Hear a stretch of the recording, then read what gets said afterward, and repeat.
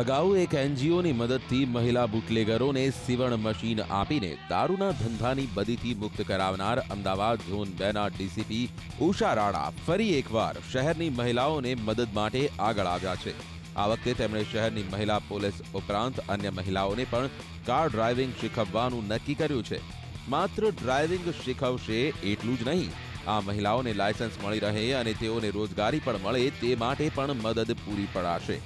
અને એમ્પ્લોયમેન્ટ મતલબ લોકલ નહીં, લોકલ કાર ડ્રાઇવિંગ નહીં, પણ એક કોર્પોરેટ સેક્ટરના જે ઓફિસર્સ છે એમને એરપોર્ટથી પિકઅપ કરવાના, જે તે જગ્યાએ એમને ઉતારવાના, એ પ્રકારનું એક સારું અને એક સ્ટાન્ડર્ડ એમ્પ્લોયમેન્ટ એમને મળશે, એ પ્રકારનું।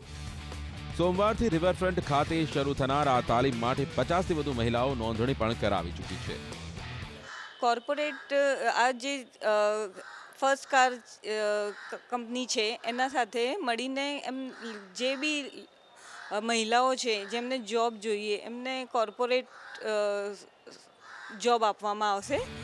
કાર ડ્રાઇવિંગ શીખવ્યા બાદ નિપુણ મહિલાઓને એરપોર્ટ પર આવતા વિદેશીઓને પિક એન્ડ ડ્રોપ કરવાનું કામ મળી રહે તે માટે પોલીસ અને એનજીઓ મહિલાઓને મદદ કરશે।